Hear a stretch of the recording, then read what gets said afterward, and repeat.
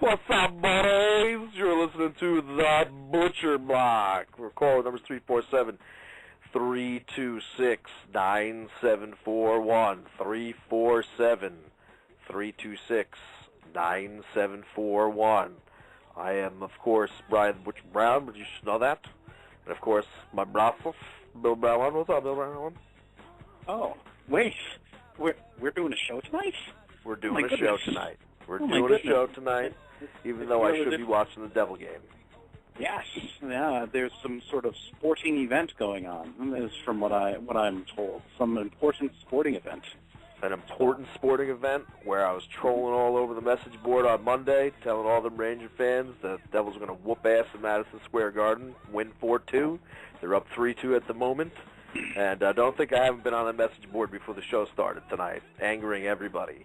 And the best they can come up with is calling me gay, which is great, because that's when you know either they're just retarded or they just are fucking, they just have nothing left. They don't have anything left in the chamber to fucking fire out, because when you resort to just saying you're gay or he likes it in the ass, they've really spent themselves. So I'm glad I'm quite the rabble-rouser. Look at you, just stirring shit up, being an internet tough guy. That's what I like. That's right. No, I'm not. See, I'm not even being the internet tough guy. I'm just fucking being the guy who comes in. I'm literally, I guess, what would be the definition of a troll on the board there. It's funny. They're just feeding the troll, which from what I've heard and what I've read, you just do not do that. You do not feed the troll. You're not supposed to. And the only reason why they're getting a reprieve is because I couldn't let our adoring public go 2 weeks straight without a show. Because I just couldn't do it to them. Because I know they fucking were like, they probably jumped, a few of them, we probably lost a few fans, because I'm sure a few of them jumped off buildings last week because they just couldn't take the fact of not hearing our beautiful, sexual voices. Mm. Mm-hmm, mm-hmm. And I now, believe of course, we still have to introduce, yes, I was going to say, introduce the other man of the hour. Absolutely, because he's my eyes on the TV screen as well. So, you know, I got to throw it over to Scott Steve from Modesto. And how's it going, buddy? And is the score still 3-2? It is, because, you know, unlike you, I'm not a quitter. I could do the show and watch the game. So, well, I could too, but, you know, I'd have to leave my door open, and it would probably create a ridiculous echo. But no, it's almost the end of the second period. It's still 3-2. I can't wait till it's 4-2 because that Negrodamus myself has predicted the proper score and outcome of the game. Well, look at you. I mean, you know, picking other sporting events, meanwhile getting your ass handed to you by your other broadcast partner when you come to picking the MMAs. He's dead to me. He's dead to me. He was a no-show again. He was a no-show again on Monday. So, I know I've said it a million times before when he decided to pull the whole, I ain't showing up tonight, that his scores don't count. I'm going on record, at least on this show anyway, and saying his scores won't count when he finally texts us his scores. His picks, I mean. Not his scores, obviously. But he's probably made up all the scores anyway. That's why he fucking beat us. I'm sure, yeah, because I don't think you've been double-checking his scores. No. Now, want to know why, Steve? Because I don't really care, okay? Because let's be honest, fantasy MMA is horseshit. You know, an individual sport is very tough to really, you know, get any real excitement with the whole fantasy thing. Now, you, of course, are a fantasy player. You've played fantasy baseball and football. Obviously, those are things you can really gear up for and really get excited for, especially because you just see the fucking numbers just dance all over the screen when your dudes are doing things. But with, you know, fighting, whether it's boxing or MMA, and you're doing fantasy stuff, you know, I love the sport. I love watching it. But let me tell you something. I don't even remember my picks when I'm sitting there watching because I'm just frothing at the mouth, just waiting for the action to take place. Especially since it seems like your mode of picking is you listen to what your partners say, and then you try to pick something different. It's almost you'd actually probably do better if you just put all the names on a fucking dartboard and just started hucking things at them. You know, absolutely. Or actually just writing all the names on a dog's piss pad and then let Becky pick. All right, you know, every time she takes a squirt on something, that's what you're going to go with. That's gross. That's just gross. The dog is not allowed to pee in the house. She knows that. Yeah, she's past that now at this point. All right. You just had a bad situation if she just started using the pad again. Oh man, I'd be so angry if there was an accident. You know, we went through those trials and tribulations, so I don't want to set a bad precedent. Right. All right. Well, you know, hey, I'm just saying, you know, considering what your current system seems to be, you know, I'm just sort of, you know, just tossing it out there. I understand. Come on. What happened? What happened? No, it's a double power play, but, you know, they can't keep it in their own zone. Unfucking believable. You know, this is why it's better that I have you watching it, because I'd probably, you know, if things don't go the way I need them to go, I would fucking go crazy, and I might even slam the phone down. So I'm glad you got the eyes on the game. You know, every so often I've got the little ticker that I can skip on over to and check it out. So, but of course, I do believe this is technically an MMA show, and there has been nothing but a shit ton of MMA news. I'm sure you boys have seen all this news piling up in the in our little you know, cubby holes that we're supposed to report on, because that's what we are. We're reporters, I suppose, but not really. We just report on what other people report on. Yeah. We just hear word for word other headlines. That's right. We regurgitate things that we see on the interwebs because we don't have any contacts and we don't do any legwork ourselves. So, you know, it's just, hey, what we saw on the computer screen 5 minutes before we went on the air. That's how we roll. Well, like you pointed out, you know, I know you were being facetious when you said we got contacts and everything, but, you know, that's why we're hooked up with Roto Experts. This great organization has certainly been kicking open the doors and everything and helping us out. And, you know, it's going to be any minute now that we're going to have a big-time powerhouse star like maybe Bob Sapp call into the show. And God, I wish. I've got some news on that sumbitch, but I don't think we're going to go there first. I don't think we're going to go there first.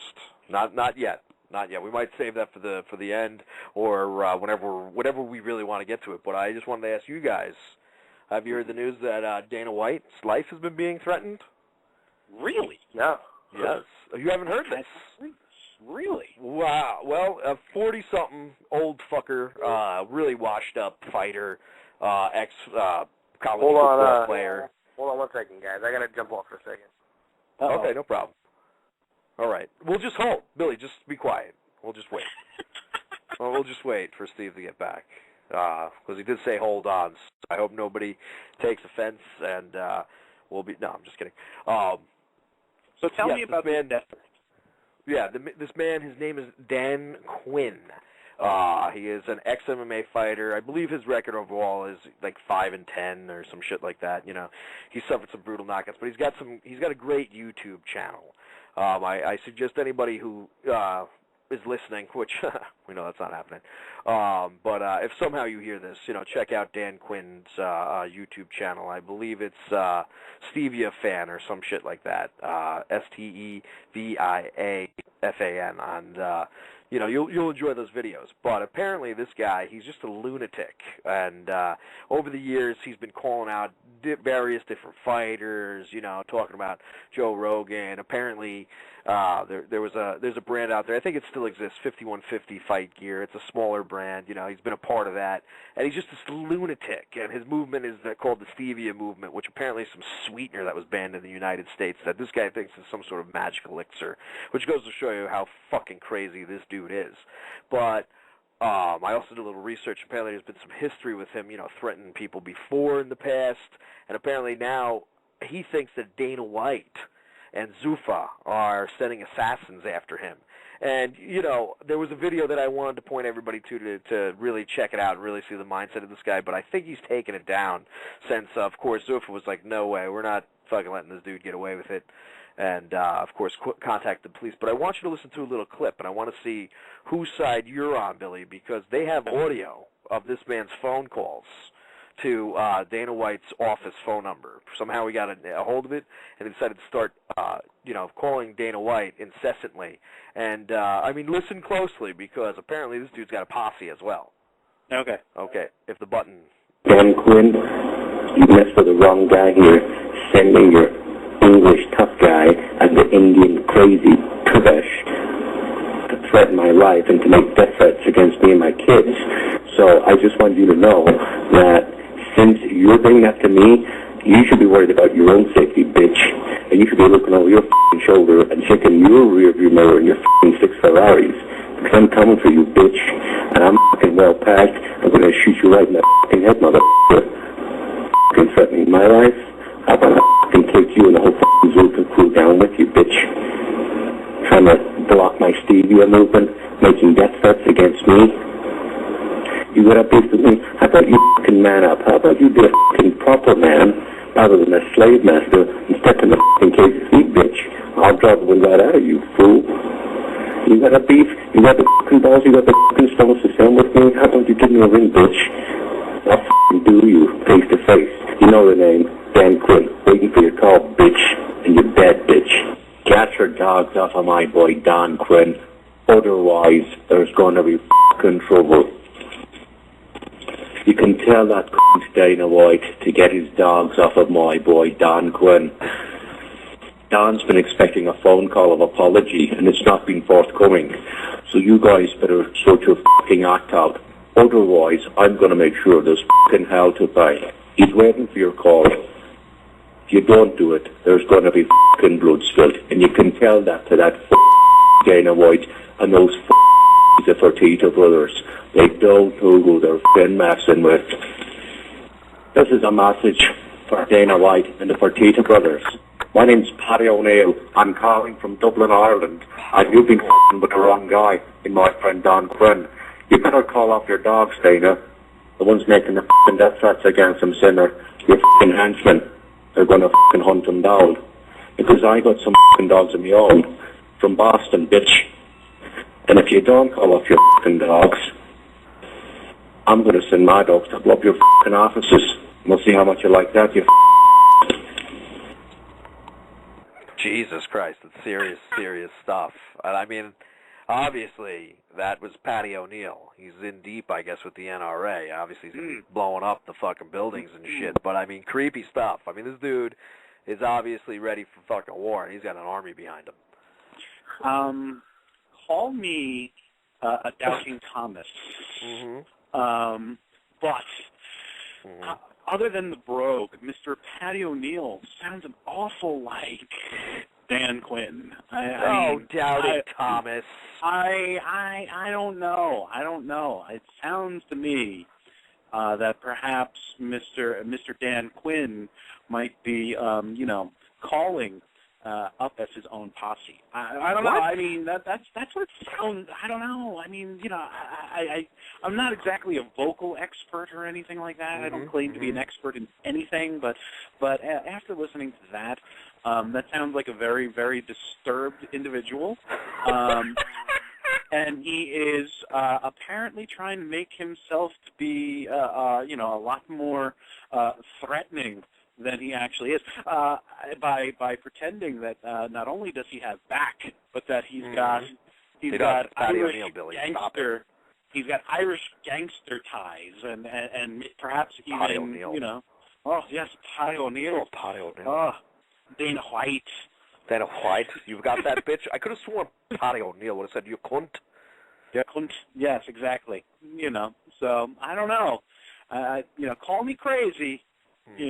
Call me a skeptic, but I think that Paddy O'Neill might just be Mr. Dan Quinn. I'm not so sure about that, Billy. I'm telling you, go to his YouTube page and you will see a track record of stability.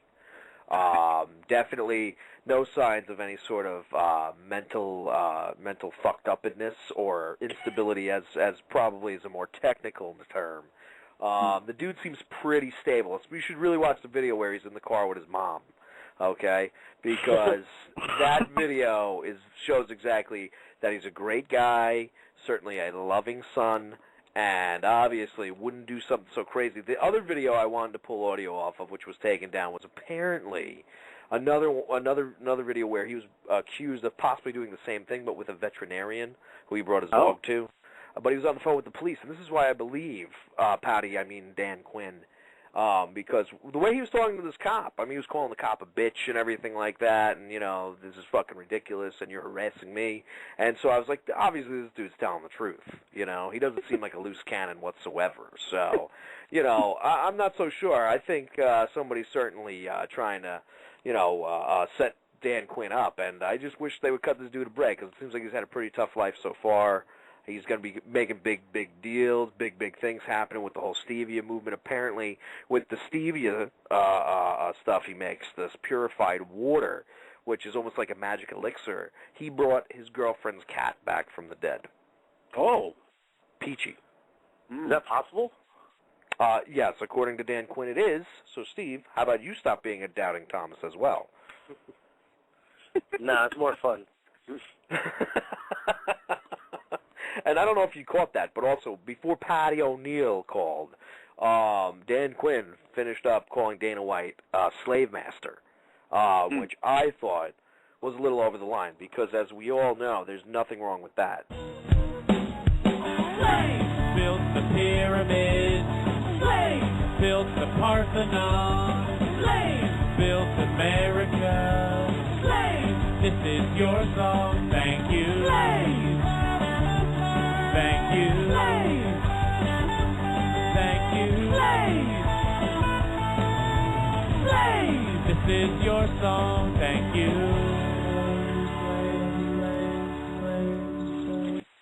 That was overall really just an excuse to play that song.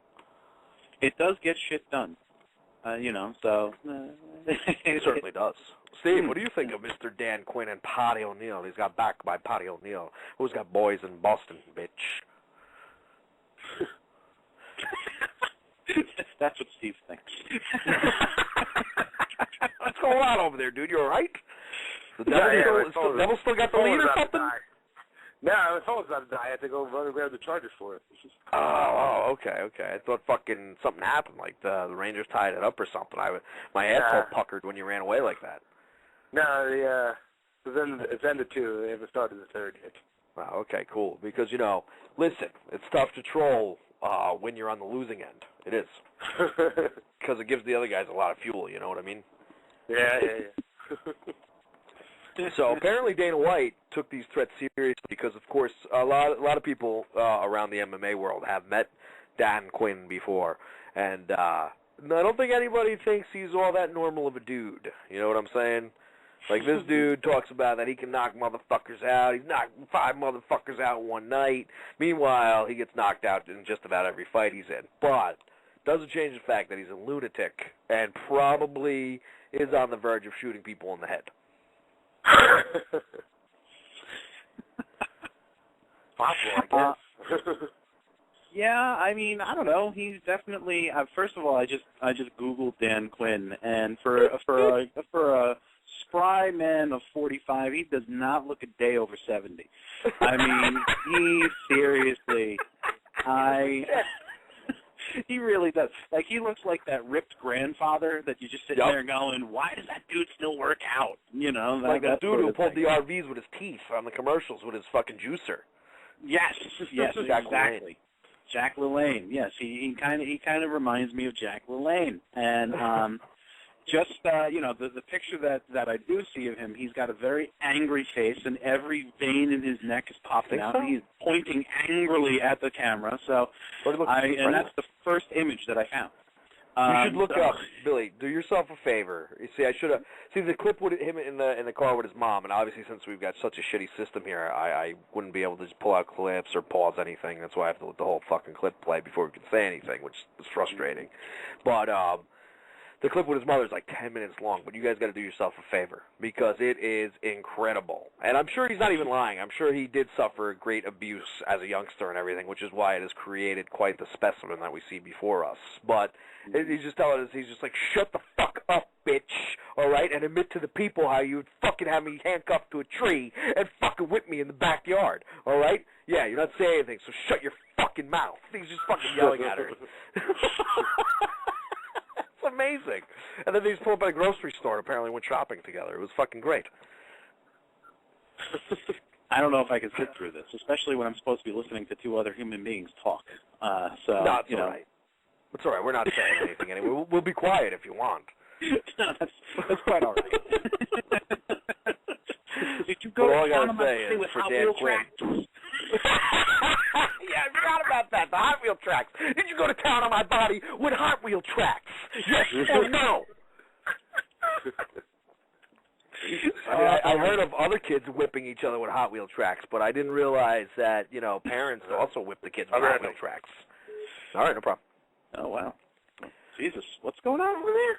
What, Steve's he's just working the ones and twos in the background, even though I'm producing the show, so it's all right. Okay. I don't know, he's just abandoning us. That's some special shit right there, I know. Yeah. First of all, I don't know, man. I despise this whole, I'm going to shoot a video while I'm driving the car thing. I mean, it even annoys me when somebody who entertains me, like Nick Diaz, does it. I'm just sort of like, really? You're on, you're on the freeway and you're going to shoot yourself like talking nonsense and then going to post the video on YouTube? I mean, that's where we're at right now. So. What about Shay Carl? He does it all the time. Yeah, and I watch it none of the time. So, He's one of the biggest YouTubers accounts out there, Billy. Besides Epic Mealtime and stuff. So there is a bunch of YouTube celebrities. I guess I'm more of a loser than you. Thank you. I did not say this, sir. I did not say this. Yes, you did. You implied. You implied. Stevia. I think he needs to cut back on the stevia. Well, apparently, from what I found out about stevia, because there's a clip on there somewhere. It's you have to really just get into this fucking whole thing where you just keep clicking away and clicking away. It's almost like one of those nights when you're just deep into the porn, and you just all of a sudden you end up with the most fucked up shit, like a girl with a mask attached to her face and people shitting in it type deal, But with this guy, Dan Quinn, you just keep getting further and further in this fucked up mind of his. And there's a clip out there where he called into the Alex Jones show, which I don't know if you know who Alex Jones is, but he's a conspiracy theorist and all that kind of stuff. So Dan Quinn makes a call, and even Dan Quinn made Alex Jones just go, "All right, call. Well, thanks a lot for the call." That's how crazy Dan Quinn is, because he brought up the stevia thing, and Alex Jones just goes, "Isn't that a sweetener?" And then he started rambling about some crazy shit, and that's when he just cut him off. So he's just like, "All right, this is it." So that's how crazy Dan Quinn is. Brought my mother's cat back to life. Okay. Peach. All right. So it's not a sweetener as much as it is magic. Okay, as much as it is a miracle drug, which is why I look so good for 45. That's right. See, and I think he's got every right in the world to brag about the way he looks, because like you said, he looks just like Jack LaLanne. And as far as I was concerned, Jack LaLanne looked good for his age. Well, Jack LaLanne does look amazing for his age, because he's like 157. Right. All right. So I mean, yes, sure. I mean, if I can look like that when I'm like Ric Flair's age, then sure, sell me a goddamn juicer. I'm good. You've sold me, sir. I'll drink juice every goddamn day. But okay, Dan Quinn is approximately 10 years older than me, and it looks like he could have given birth to our grandparents. Okay, like really? You think he's got a pussy down there, Billy? I had no idea. Yes, no, yes, he looks like an old woman. Yes. Nice. Yes, he personally could have given birth. No, okay, fine. I had a verbal misstep. That's he quite could all have right. fathered our grandparents. How's that? Okay. Okay, that's fine. Well, you never know, dude. You never know. There is that porn star Buck Angel running around out there. I know he's ripped to shit, but he's got a vagina. Well, all I'm saying is it could be possible somewhere that, some dude could give birth to your grandparents. You just never know. I don't even know what I walked into here. Well, you're better off not knowing, sir. Oh, man. Unreal. I know some things. Yeah, well, anyway, I know we're tooling on anything, but, Dana White and Zuppa contacted the authorities. I believe they contacted the FBI. And, I don't know, do you think that this guy's just a clown, or do you think they really have something that possibly they should worry about? Because who the fuck knows where Dan Quinn's going to be at any moment? Yeah, they need to put a tracker on this guy. You know what? I mean, to be honest with you, if the guy, it just seems like a complete lunatic. All right, absolutely. He could very well be a harmless lunatic. However, I don't know. Just looking at this dude. Here's. Oh, I gotta post this picture in the. I totally got distracted by this picture. I'm not even logged into the damn show, so that'll take me forever to post that picture. Anyway, take your time. Yeah, I mean, this dude is obviously there's something wrong with him. All right, and if he's if him and Patty O'Neill and if he's rolling like 4 personalities deep, one of them might actually take a shot at Dana. So I don't think it's worth taking a chance. Yeah, I mean, to be honest with you, the fact that it's even out in the news probably means that there might be something to sort of worry about, because somebody like Dana probably gets death threats all the fucking time. And you just never hear about it. Okay, I mean, shit. People, who aren't as outspoken and have less money, that are basically less famous than Dana, get death threats all the time. And a lot of times, people just go, okay, yeah, whatever. That's just somebody. I mean, video game designers get death threats. I got death threats in the chat room for the Devils Rangers game the other night. So see, there you go. About it. All right, so you're getting death threats from people for making fun of their sports team. All right, so I mean, video game designers get death threats. I mean, I think the entire crew who made Mass Effect 3 had a death threat against them at one point or another. All right, I don't even understand why. I mean, that ending. Steve, you ready to talk about the ending? He just hung up. Did he really? I think he did.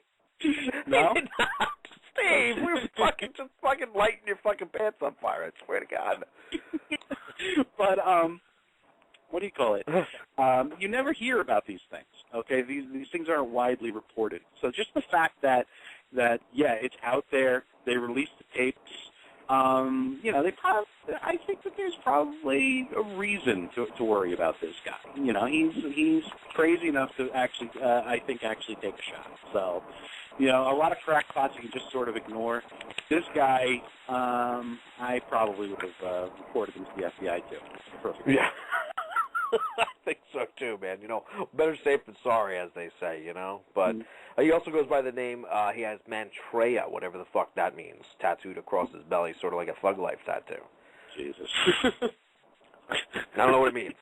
I don't know if either one of you want to look it up, if it means anything in particular, if this just came to this dude in a vision one night. I have no idea. But he's the Mantrea, and he brought a cat back to life, so I wouldn't fuck with him. I would not fuck with him. I just read something about this paragon of virtue. He apparently a few years back, when Diego Sanchez first made the cut to 155, Diego was on the Stevia train. He was a member of the cult, so to speak. And then he decided, you know what, stevia not so great. I'm done. And apparently there is a video on Dan Quinn's YouTube channel titled "Diego Sanchez, I'd fuck your probably gay ass up, small guy." So that is his response. Oh man. See, and this is why I'm saying this dude is innocent. This is a guy with problems. Probably fucked your gay ass up, little guy. You're probably gay ass up. I like how we put probably in there, though. I like how we put probably in there. You're allegedly. It means he's not so sure. I guess Diego gave him a little bit of a creepy vibe, because that motherfucker's crazy, too. So two crazy people together probably creep each other out constantly. Diego Sanchez, I would definitely call the FBI on if he left a death threat on my answering machine. By the way, because he loves Jesus way too much. Yes. All right. I mean, he's if he like got it in his head that I was, the devil, he would definitely come for me. I would take him seriously. He wouldn't be able to help it, Billy. He's fucking crazy. Plus, he's just a fucking rockhead anyway. It's just ridiculous. Oh, man. It's retarded. So, Steve, I think we should get on the stevia thing, because the one thing I'm pretty sure of, okay, fine, maybe he made some calls to Dana White, but the stevia thing, we could get shredded in no time. You got to see a picture of Mr. Dan Quinn, and you'll know what I'm talking about. I mean, I can't believe that it's a sweetener. Apparently. What happened? Uh-oh. They just tied it up. Oh, Don't say that. 17 seconds in. I don't know what the hell Brodo was doing. Brodo was probably fucking, I don't know. He played the puck bad. He fucked up on playing the puck, and then he let a shitty goal in. It should have been a penalty right there. Unbelievable. I'm not happy about this. Oh, God, that's depressing. And then he had it in his glove, and he let it get behind him. Why couldn't Dan Quinn be fucking angry at Henrik Lundqvist, Man, that's fucking ridiculous. I'm trying to click on that picture you put in there, Billy. Let's see what happens. I'm sure this is going to be fucking amazing. Yeah, I don't think I think he's officially retired. I don't think he's doing fights anymore, which is a shame, because I would love, because if you look up some of those videos, too, you can... Isn't that great? That is an amazing shot. Amazing. That is an incredible shot. And, this guy definitely looks like he's ready to fucking get back in the octagon. That's all I know. So everybody better look out. But yeah, I figured I'd bring that up and then bring you guys up to speed. I figured maybe you heard about that because, apparently Dan Quinn ain't no one to fuck with. Dan Quinn ain't no one to fuck with. I don't even know. My whole focus has been shattered now that Steve has fucking told me they tied it up. It's not good. No, it's not good at all. They are not playing very well right now. Can I give you a little stat, though, Steve? Can I give you a little stat? Sure. And I hope this doesn't jinx anything. Okay? No team in the NHL playoffs has ever come back from a 3-goal deficit in a playoff game to win. Wow. To win. Okay? So. Well, they did come back. It's just they haven't won yet, but they did come back. To win. Boy, he kicked that in himself.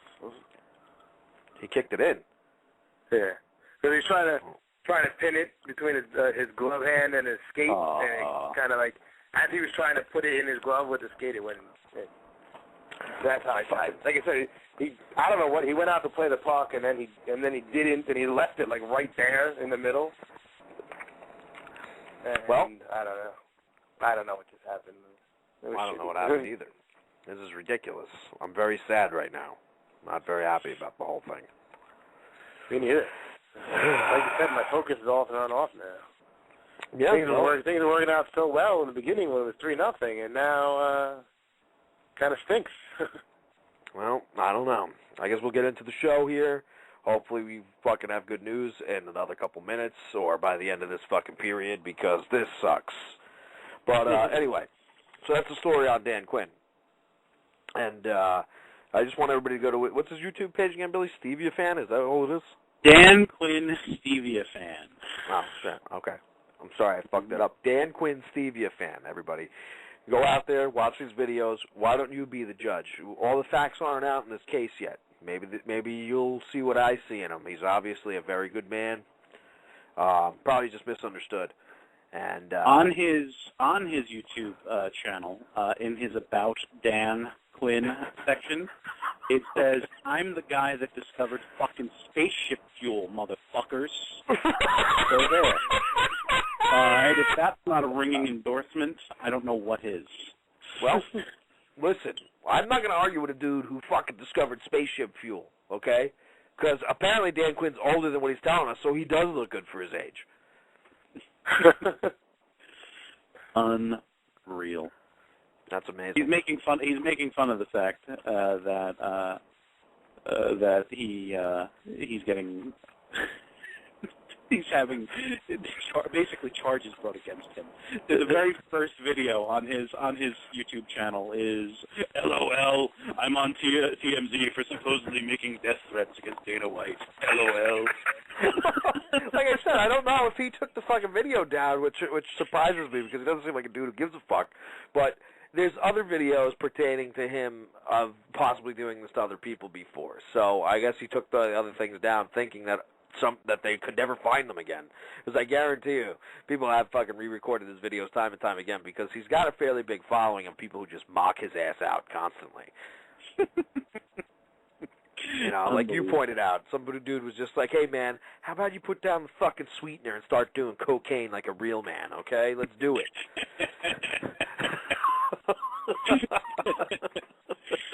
Oh, man. I gotta say, I agree with that dude. It's a pretty smart comment, you know? I'm down. Come on. Yeah, me too. So anyway, I don't know. Maybe we'll switch gears. You know, let Dan Quinn have his time in court. No reason to damn the man, especially when you're innocent until proven guilty in this fucking country. But maybe we'll shift gears and talk about the Tap right now. You know, I know Bob the Tap Sap has been getting a lot of bad rap from around the MMA world. You know, a little bit maybe we've ribbed him a little bit, but I'm a huge fan of the motherfucker. But he recently did an interview, and Bob Sapp has now gone on record denying that he's thrown any fights in his entire career. What do you guys have to say about this? I think I know. I actually did hear this, and I actually sat through the entire interview. You're a saint. And despite the fact that Bob Sapp is saying that he did not throw those fights, his argument for how he did not throw those fights basically said, yeah, I threw those fucking fights. All right? Yeah, I know. That's the best part. That's the great part about this interview. That is actually the best part of the argument, is that, he's basically, all right, so let's, not that they need any extra hits, but the interview was with Ariel Helwani. He needs as many hits as possible, Billy. He's not doing as well as us. Okay. I really want to see Ariel make it. He's a pretty good interviewer, Let's throw that guy a bone then, okay? MMAfighting.com. He's got he's got several videos up there. Site. I hate to interrupt you, but Ariel, I'm going to send you this, and please just throw us a fucking bone. We need to get the fuck out of here. All right? I'll work for $5 a week.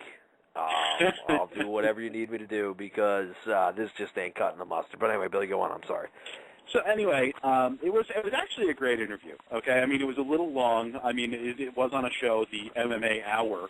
So So I guess but it felt long because what ended up pissing off Helwani is the fact that Bob the Tap just would not answer any question that was asked him straight, and he was always in the "I'm the beast" character. It was everything that he said.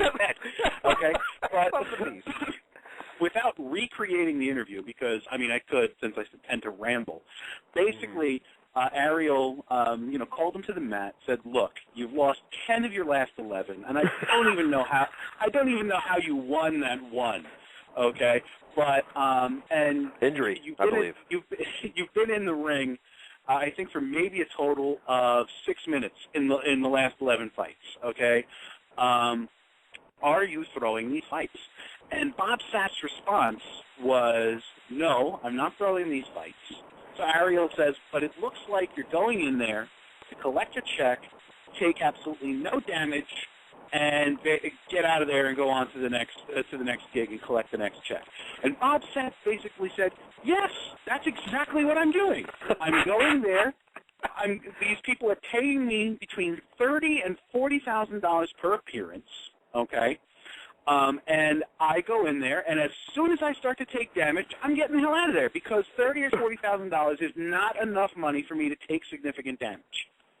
You know, yeah. And he said that's with the last fight, the last one where he down in Australia, where I think the fight lasted 12 seconds. 12 seconds the fight lasted. But he's got to fight this week too. It's understandable. Yeah. Oh yeah. No. Exactly. He's got to be healthy enough to fight this week in Kazakhstan, where Borat's from.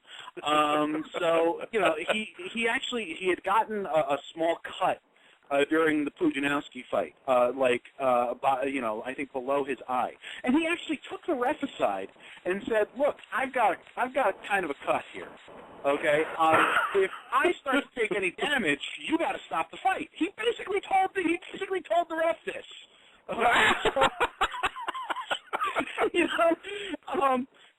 And he said, I absolutely am doing that. That his world tour of surrender, and I stole that from somebody too. That's not mine. I think that's awesome. I think that's a Ben Folks line from MMA Fighting also.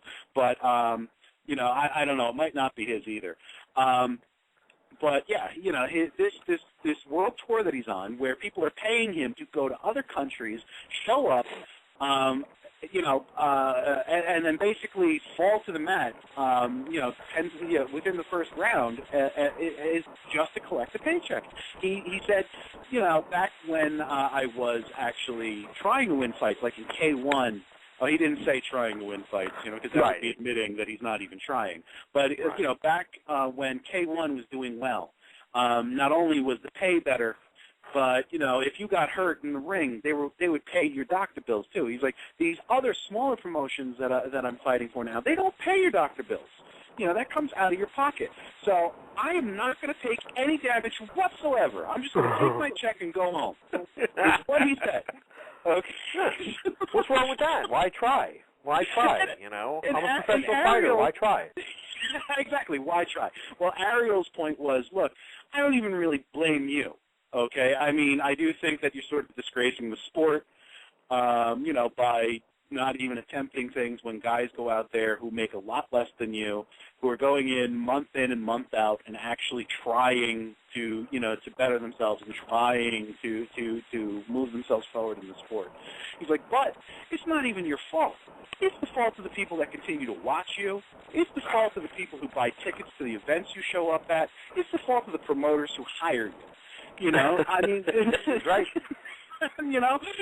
He's like, it's even my fault because I've got you on my show right now. I'm giving this promotion that you're fighting for, which, let's face it, nobody's ever heard of it. Probably more exposure than they ever would have had. And I mean, yes, fine, that's why they're hiring you too. Is that Bob Sapp's going to come in and do the job again? But just the fact that I'm talking about it on my website, on my show, that's more exposed. So it's my fault too. I'm contributing to it, I guess. Exactly. I contribute to it. I certainly check out Bob Sapp and give his website hits and his YouTube videos and shit. That was Bob's. Yeah, he was almost doing like a commercial for himself in a way, because he was just like, basically what you get for your $30,000 is you get Bob Sapp, you get the entertainer, you get the person who who's going to bring interest to your promotion. My videos are very highly viewed on YouTube. All of my promotional shots, get a lot of hits. So when you hire Bob Sapp, you get a name and you get publicity. That's what you get for your $30,000 to $40,000 for a fight. Absolutely. Sell out an arena. I mean, for fuck's sake. SFL, Super Fight League, they sold out that ginormous fucking arena in India when Bob Sapp was on the bill. They haven't done it since. Yeah, and then they were handing out tickets outside the door for Super Fight League 3. Oh, no, that's terrible. I'm sure they're going to make it. Don't worry. Those guys got a lot of money, All that Bollywood cash. So, I mean, I don't know, dude. As we know, we've talked about it at length. I'm cool with what Bob Sapp's doing. Of course, he's disgracing the sport, but we all knew he was doing it. It's not like Ariel Helwani is breaking new ground. I hate to break it to him. This is why we're the kings of the MMA fucking talk out there. And Ariel Helwani is now fucking digging into the Bob Sapp story, and basically he's not fucking breaking any new ground there. I think everybody knows he throws fights, but Steve, do you think Bob Sapp has a point here? Because I believe he also called himself in this interview a pioneer of the sport. So does that just mean he's allowed to have free reign over the whole sport and do whatever the fuck he wants now? Well, I mean, I guess technically he is right that he is a pioneer of the sport. I think he's the first one to throw fights. So he is. Not Ken Shamrock, buddy. Dan Severin. Go on. I'm sorry I interrupted. Well, I mean, they didn't throw fights. They purposely took easy fights, and they didn't throw fights. Kenny Shamrock's been handed some money under the table before to fucking lay down, just so you know. But even, maybe you're right, maybe, but he still made it look good. Bob Sapp has not even attempted to even pretend that he's trying yet. So I will call him a pioneer in that respect, as, he's the first crown prince of MMA, because nobody gives a shit about Bob Sapp, except I agree, dude. I definitely agree, and I know what you're saying and stuff. Yeah, well, I definitely got to agree with everything you're saying. Like, at least he goes out there and makes it look good, makes it look real. Obviously in that fight with James the Colossus Thompson, I was like, wow, look at this, Bob Sapp's really fighting, and he rolled over in pain. I don't know what the fuck was going on. I'm trying to get... Bob Sapp's grappling. Bob Sapp is grappling. Oh, no, why is he rolling on his back in pain? What's going on here? That's great. It's freaking great. But, I mean, I don't know, dude. Bob Sapp, he's got his channel. He's got the beast voice and everything. When he talks as the beast, he entertains the shit out of it. Like, you saw that promo he cut on Pooj, right? With the fucking blow-up doll and everything like that. That was hysterical. Sure. Don't get me wrong. The guy is funny. All right, he is absolutely funny. He's entertaining, in short bursts, by the way. Because by the end of the 45-minute interview he did with Helwani, I wanted to murder him. Sure. Okay. Yeah. But in like a 3 to 5 minute clip or a 90-second promo, I'm sure the guy is gold. Absolutely, he is. At length, when he's just still doing the same bullshit over and over and over again, I seriously wanted to just at one point, finally Helwani just had the guy, had his producer hang up on him. Oh, yeah, he did. He tried to say, okay, Bob, thanks for coming on. Even though, I have to let you go because it's just getting to the point where I can't even listen to you anymore. You're so ridiculous and you're so out of your mind, blah, blah, blah, is basically what he told him. And Bob just kept going until finally Helwani just looked across the room and went, yeah, we're saying goodbye to Mr. Sapp. Go ahead. Nope, say goodbye. And, so he hung up on Bob Sapp while Bob Sapp was still talking. So, and I was actually happy about it, because dude was ridiculous, so. No, yeah. Well, I mean, Bob Sapp has earned everything he can get in the sport. He is a pioneer. I don't know. I mean, first off, how did Helwani not? He of course brought up his MMA career. Was he combining his kickboxing record as well until his losing his last 10 of 11? No, he must have, because his only win. No, because he was only looking at the MMA record, because shit. if he had looked at the kickboxing record, Sapp actually won in February in kickboxing. So that's the one that I was thinking of with the injury, right? Yeah, and Sapp actually brought that up because Helwani was like, you haven't won in like 3 years, blah blah blah, and he's just like, I just won back in February. And Helwani was like, "What are you talking about? I'm looking at your stats on SureDog right now. You haven't won since. All right, fine. You won back in 2010." And he's like, "No, I won in February." And he's just like, what are you talking about? And, you know, and then, you know, he's talking about. And then he's like, well, you know, the Beast does do things other than MMA. And he's just like, oh, you doing the laugh, too? Yeah, he was doing the laugh the entire time. Oh, I gotta fucking listen to this interview. See, I try not to waste my time on small timers like Ariel Helwani, but I guess I'm gonna listen to that interview. You know. Small timers. Just gonna. As I said before, Ariel, I'm just kidding. Please throw us a bone, dude. Throw us a motherfucking bone. We can rock it. We can rock it whichever way you need it to. Okay, we don't have to curse, but we like to. You know, we can definitely work it's clean. It's easier for us that way. Right. This is how we talk in our daily lives. Actually, I'm talking cleaner on this program than I do in my regular life, so that goes to show you the restraint I have.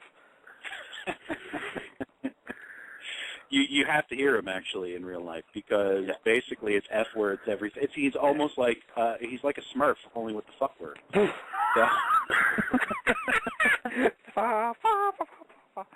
Fucking Smurfs. Oh God. Well, all that I know is I will be zeroed in on Bob Sapp's fight this weekend because I could give a shit that the UFC's going on because I got a Bob Sapp fight to watch. Where can I watch that Bob Sapp fight again? Where? I have no idea. I'll probably have to just fucking look it up on YouTube the next day because somebody will be putting up there mocking him and his hideous display of I give up. So it's going to be great to watch. I can't wait, but I'm going to have to listen to that interview now. I love the fact that he was doing the whole Beast character and everything. That's great. Oh, yeah. He was the entire time. It was ridiculous. The man in MMA is now 11-13-1. You know, and he hasn't won in MMA since March of 2010, which is fantastic. That is amazing. That is fucking great. Who did he beat? He beat Sasha Weinholter. Yeah. Okay. Yeah, he's a top hunter. I know that name. Back when he was 11-6. Back when he was 11-6, and now he's 11-13. Oh, so that is impressive. It really is. It's actually pretty hard to do. But anyway, Steve, like what I pointed out before, just keep that between us. I don't want that to get back to Ken Shamrock because I hear he's a bit of a loose cannon. Okay. Nah, he's the nicest guy in the world. Well, completely even keel and no problems whatsoever. No, obviously. His own brother obviously can vouch for that. You know. Well, yeah, they're best of friends. As close as brothers can be. Well, anyway, God bless Bob the Beast, because you know what? If it wasn't for him, we would never be able to get through 2 hours on a Wednesday night, okay? Because you know what? This just broke this week. I actually had something on Bob Sapp last week. I threw the paper out already, so I don't remember what it was. But there was news to report on last week about Bob Sapp as well. So, I mean, we would never be able to get through a whole show without Bob Sapp. The good news is that we now also have this Dan Quinn fella to follow from now on out. So, looks like we've got time filler, and that's the important thing. Well, because we need it, so. Yeah. Obviously, we need it. You know. The more we have, the more time filler we have, the more gooder it is. Absolutely, you know. So I think I'm going to go to break. Okay. Probably just going to play a little bit of music. So if you guys need to piss break, because I'm not playing no fucking commercials anymore. It's just not happening. I actually do need to get this break. Well, take your time. Perfectly. All right. Well, I'm going to, hold on one second if I can get the scroller to work. Hold on one second. Scroll. Well, I'm just going to hit this one because I'm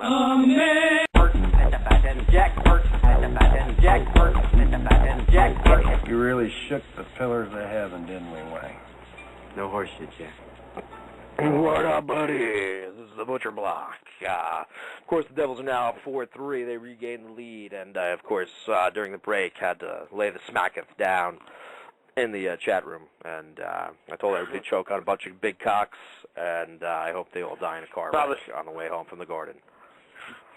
The only problem with that is I probably wouldn't have tempted fate and started talking shit yet. I understand that you... I said I might not have tempted fate and started talking shit yet. I know you like to do that, like to wait, but at this point in time, we just don't rock the boat, as they say. Sorry, I'm listening, Steve. Go on, because I was typing something. I missed what you said. Isn't it 5-3? They just pulled Lundqvist, so we'll see what. I'm pretty sure it's 5-3. I think we're behind on the feed. I'm sorry I ruined that for you. No, it's not 5-3 yet. No, he just missed the net, empty net. It's not 5-3 yet. Well, all right. Well, somebody said it was. So. No, not yet. We'd have to be way behind. It's in the devil zone now. It's 45 seconds left.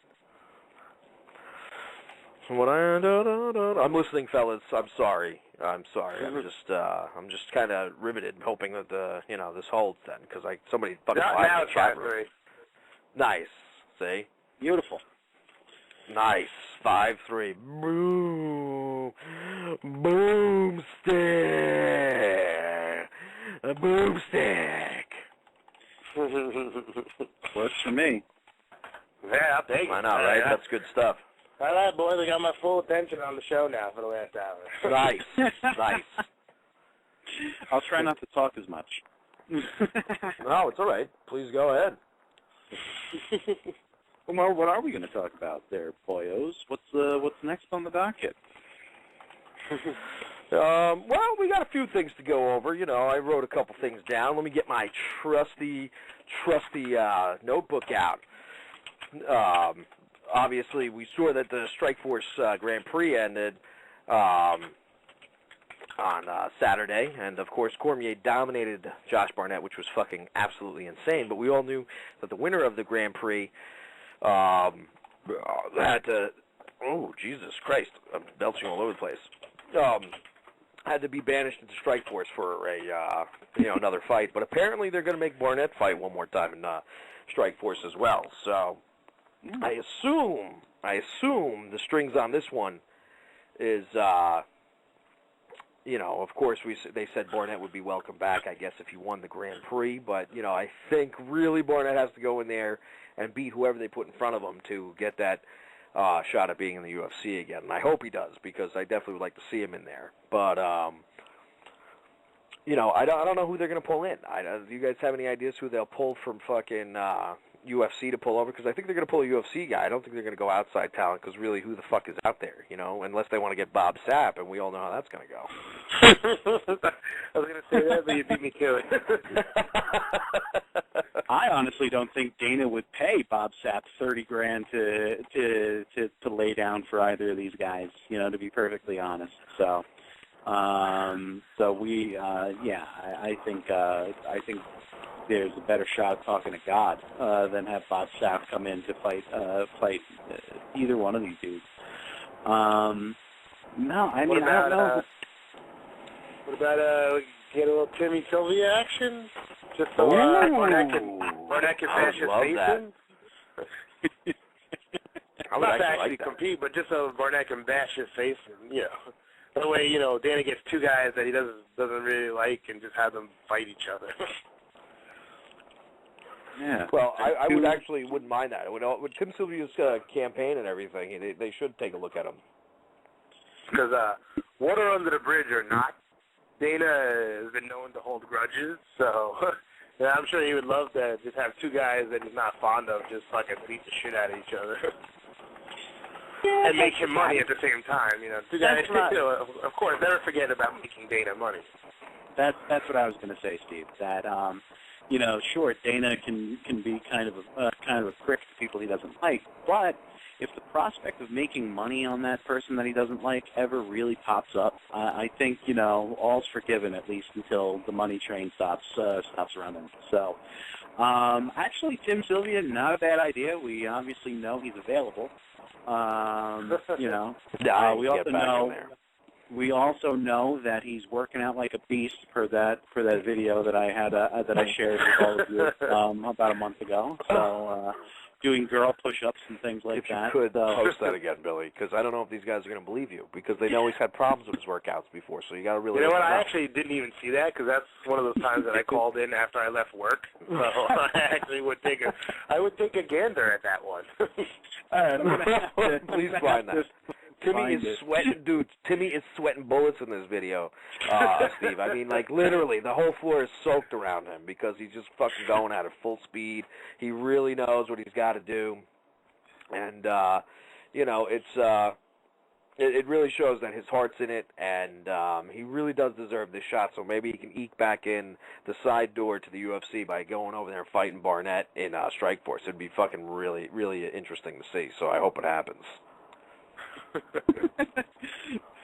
I think basically, you know, again, since they can hire him for a slice of pizza, maybe they should just be like, look, in the same night you have to fight both of these guys, and that would just be hysterical. So, there we go. This is his beast mode workout there, Steve.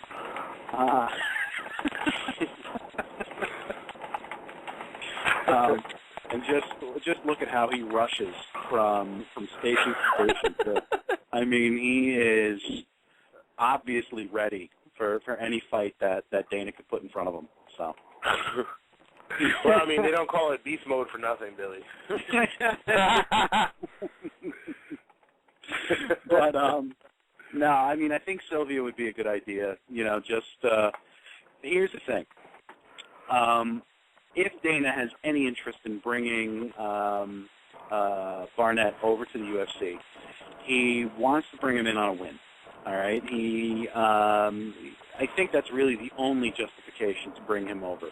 Why bring him over if he's coming off a loss? All right, it's almost like you're punishing Daniel Cormier for winning the Strikeforce Grand Prix by making him stay over in Strikeforce for another fight, and then to bring the guy that he beat over to the UFC as soon as he loses the Grand Prix. That would be stupid, especially considering their Dana's history with the guy. I think, yes, this is a a win or go home sort of situation for Barnett. That once his hands are healed up and they find an opponent for him, then maybe he'll come. He'll be welcome over in the UFC. I think if anything, though, if they were going to throw Timmy to anybody, they'd probably throw it to Cormier, just because hey. Go ahead. We know you're the real deal, and this is probably, letting you crush a tomato can right here. This way you'll have. This way you'll still be undamaged goods when you come over to UFC. They might actually find somebody to fight Barnett who might actually test him, because this way, Dana could be like, look, dude, you just lost the last 2 fights that I put in front of you. Now there's no reason for me to take you. Where's the money? So. I don't know. I mean, everybody's over in the UFC at this point. So I really don't know. Maybe somebody like Mark Hunt when he's healed. Although he probably wouldn't want that. You know what? Actually, yeah, Mark Hunt. Why don't we throw Mark Hunt in front of Barnett? Would love it. Because I think that would be a pretty decent matchup right there. Well, hold on. I'm watching this video. This is just sad. What do you mean? He's fucking working hard, dude. I don't know what's worse, like his terrible bicep curls where he uses his whole back and stuff where he's not even doing it properly. That's exactly what I said. Or his girl push-ups, but he's trying to pretend like they're not, because you can see his knees come off a little bit because he's pushing himself he's almost jumping a little bit. Yep. So he's trying to make it look like he's not doing a girl push-up, but you can see he really is. It's just sad. Beast mode. I don't know what you're talking about. This guy is absolute beast.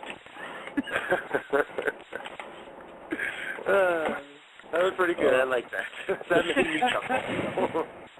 I think he's ready, guys. I really do. You guys talk, because I got to call in again, all right? Because I'm going to hang up and just call in, because I'm going to get disconnected soon, all right? Okay, all right. Sure. All right, I'll be right back. All right. So, yeah, I don't know, Steve, what do you think? Who do you think would be someone other than Sylvia, which I think they should just feed to Daniel Cormier because it would be funny. Right. Who do you think would be a someone from the UFC? Obviously, they're not going to get like any of the top contenders to go over into Strikeforce hell, even for a fight. Who do you think that they'd be able to toss Barnett's way in order to make for an interesting fight and sort of as a gatekeeper to the UFC for Barnett? I don't know. It's a hard choice because there's not a lot available.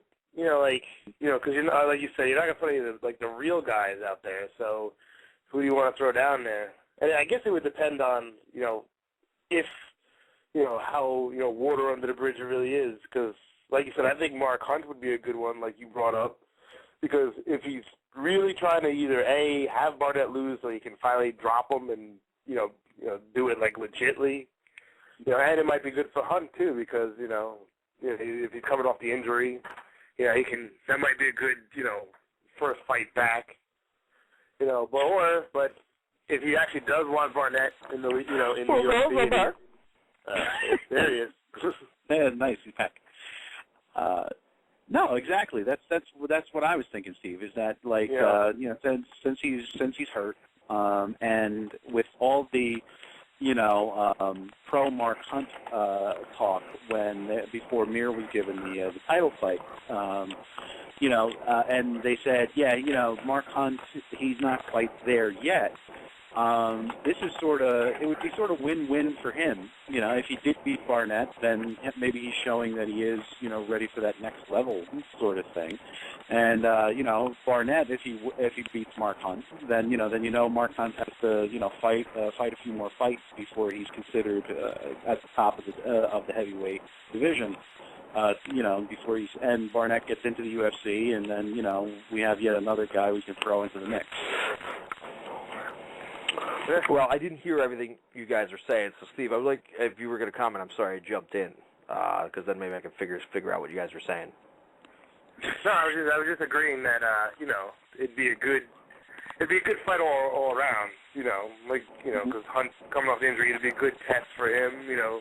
It's not it's not a give me fight for Barnett really either. So if Dana really wants to earn his way in, it's a good test. It's not a softball for him. So I think we'll see whenever they do get an opponent for Barnett, it'll see how the relationship is. Because if he gives him a softball, then he's just like, all right, they really do want him back into the UFC, and it really is water under the bridge. But if they throw a legit guy out there, not a top-tier guy, but somebody who will actually make him work and make him earn it in there, maybe it's Dana's, A, say you have to earn your way and I'm not going to give it to you, and B, maybe he's hoping for, hey, if he knocks him out or, something crazy happens, then, that's the end of the Barnett talk and he can move on and not have to hear it anymore. So I think it'll be interesting to see the relationship based on who they actually finally pick for Barnett to fight. No, I agree with you totally. If they throw somebody, they definitely have to throw somebody halfway decent where you could actually picture him losing to. Billy, you brought up Mark Hunt before I had to reconnect and everything like that. I know he fought Hunt, I believe, back in Pride, and he took care of Hunt pretty easily. Of course, that was years ago, and but of course with Mark Hunt's rise and everything, it is possible. Since I don't think they realistically want Mark Hunt finishing a solid run to the title in the UFC. They like the story. They like the fact that it's garnering interest and everything. So this could be a way of putting him against a very big name, a marquee name. It's a revenge fight then, something to say, you know what, maybe Mark Hunt bit off too much more than he could chew early on in his career. This is his chance to redeem himself and show that he's certainly become a much better fighter, and if he can beat Barnett now, then he's certainly arrived, and now we can look at it seriously. Steve did bring up Sylvia. I think that's a good answer, but I know they hate his guts, so I really don't see that happening. They fucking despise. There's something that happened with Tim Sylvia where they fucking hate him because Dana doesn't miss an opportunity to kick Tim Sylvia while he's down. So there's a problem there. I don't know if that's ever going to happen. I would like to see it because as much as we goof about Tim and his shitty workouts and all that kind of stuff, the dude's still, 31-6 or something like that, 31-7. I mean, he held the title a couple different times in the UFC. Of course, the competition was different back then, but you can't take away the fact that the dude was a legit heavyweight and is still fucking people up outside of the UFC. So he's definitely an upper tier guy. Is he a top 10 from what we're seeing now? Probably not. But and of course Barnett eats him for fucking breakfast. That's just insane how quickly he destroyed Tim Sylvia. But it still would be a nice marquee to have a name up on the marquee. But I'm definitely scratching my head. I'm not sure who it could be. I could see it possibly being a dude. If they pull a guy from the UFC, maybe like if Stefan Struve loses this Saturday to LeVar Johnson, which I would be horrified if that happens. Struve is a huge name. I would be fucking horrified. I'd be so pissed. But Struve's a big name. He's certainly a very young guy with a lot of skills and has advanced as a fighter, and definitely would be a test for Barnett because of how long he is and the fact that he is a very good submission artist himself. Now, the only drawback is do I think his grappling's on the level of Barnett? No. But at the same time, he's got fucking spider legs crawling up all over the place, so it could be a huge challenge for Barnett as well. But it'll be interesting to see how it pans out. Now, the other half of the Grand Prix, Daniel Cormier, of course, we knew he was locked into another fight, and they haven't said who at all. But Cormier saying he wants Shane Carwin or someone with name value because he feels he's arrived and he's owed somebody who can raise his stock. And I can't argue with the guy. And, but of course now we're getting into Gilbert Melendez territory with the fact that you're kind of trapped in the spot and you only got one fight left and you're coming over anyway. So, just take it on the chin. But I think that would be an interesting fight if he fights Carwin. What do you think his chances are if he fights Shane Carwin, Steve? I actually think it would be a smart fight because Carwin coming back. It'd be a good fight to see where he's at. I don't think it'll happen, but I think it would be an interesting fight. See if Cormier is the real deal. See if Carwin's back in fighting shape. So I think the fight makes sense. I just don't see it happen. I don't think they would drop Carwin down to Strikeforce. But I think it's a fight that makes sense. It's just, unfortunately, I just don't see it happening.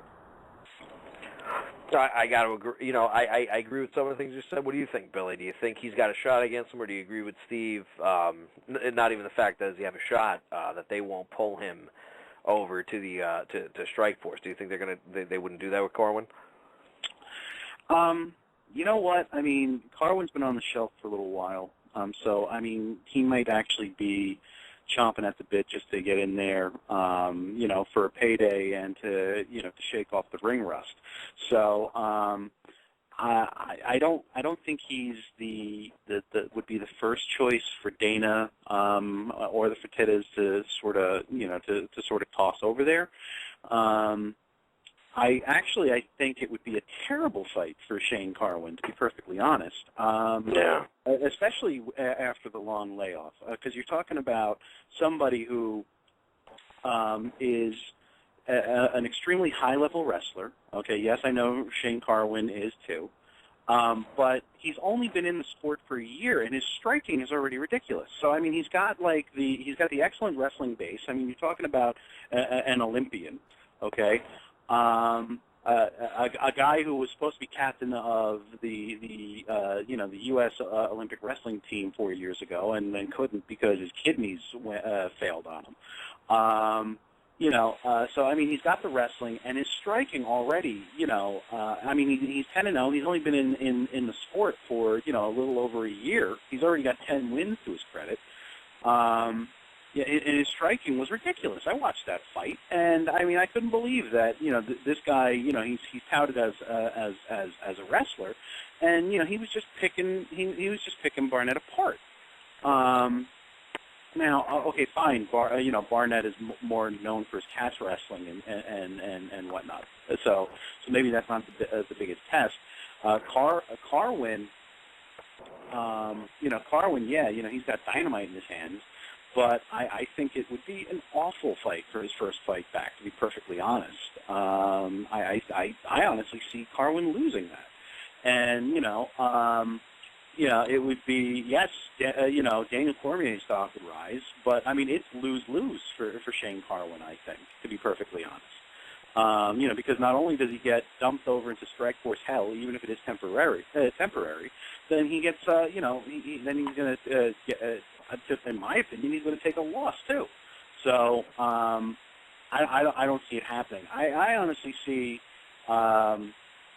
even though Cormier is being a little demanding at this point, I honestly see them feeding him somewhat. Okay, which is why I was telling Steve while you were, getting back on the show, that rather than feed Sylvia to Barnett, they should just feed him to Cormier and see what happens. Because, what's the worst that could happen? Sylvia actually somehow pulls out a W, which I don't think is going to happen. And then Dana puts the Sylvia thing to bed, and Cormier comes over, as undamaged goods. Right. I know. Again, like you said, there's so much hate there that I don't think that would happen. Yeah. I think maybe a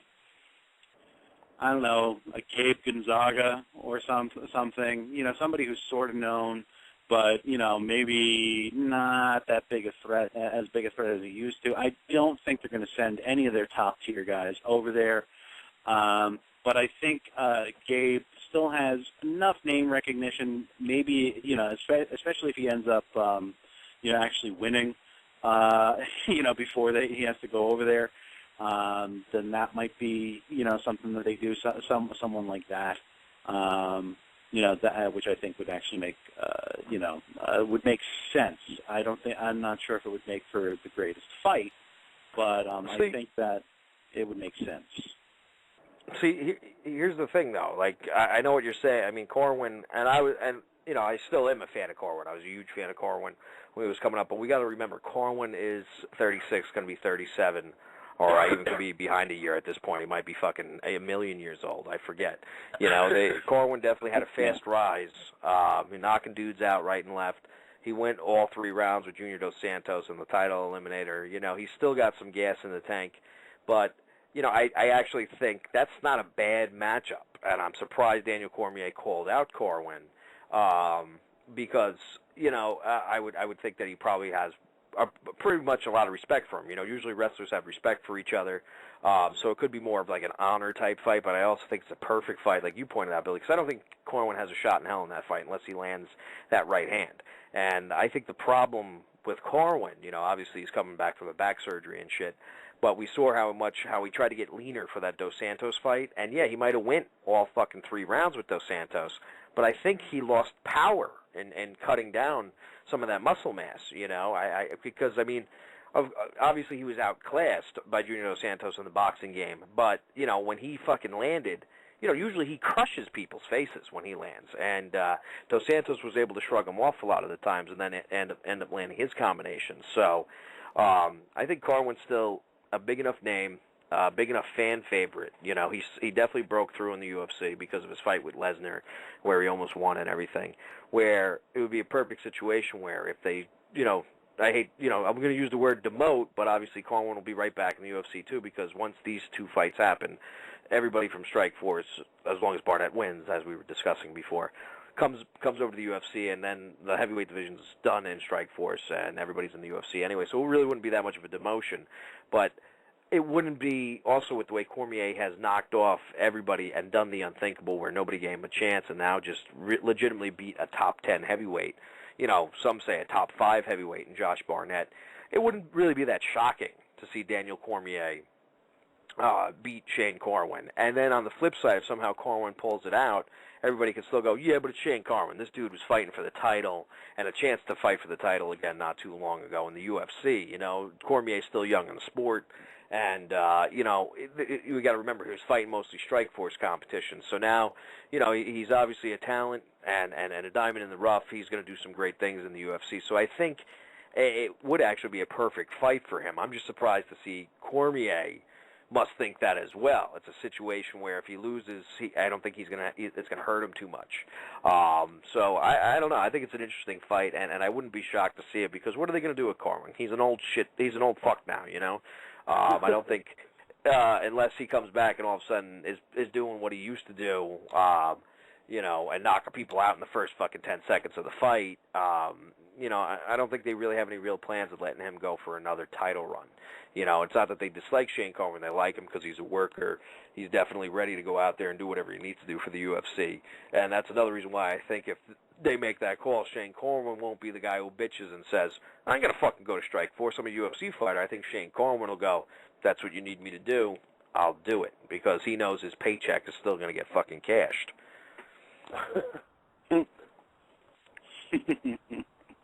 You heard me? Yeah. That's no. I see what you're saying. So yeah, maybe it is. I was thinking in terms of, you know, him being I don't know, higher up in the hierarchy than I thought. But I guess maybe you're right. You know, maybe you know, they would say, here you go, Shane. Here's here's your welcome back after your injury. Go see if this kid is all that. So sure. Well, here's the thing. You got to look at it this way. Like I pointed out, he's old. I think he's, just because of his loyalty and stuff, kind of, he's obviously not on the same level as, say, like a guy like B.J. Penn or Matt Hughes, but they know they can put that call to Corwin, and Corwin ain't going to bitch. You know what I'm saying? Mm-hmm. Corwin just goes out there and does his work. But if he does beat Cormier, then they can't keep him from being talked about and still in that upper echelon of fighters where he might get one more shot at that title. But if he loses, whatever. He's still going to be making $100,000 to fight. You know what I mean? Mm.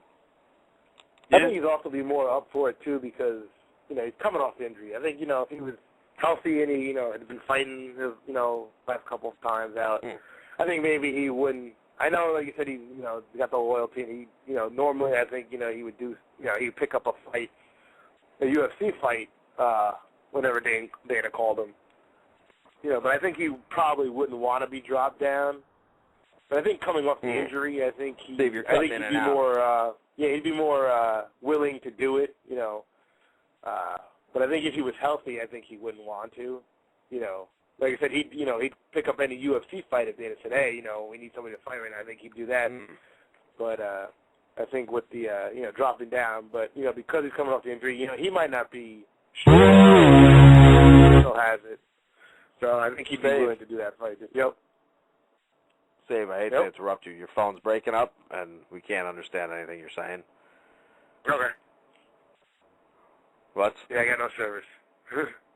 Yeah, I can't understand it, so I don't know what the problem is. He's got no service, he said. Is that what he said?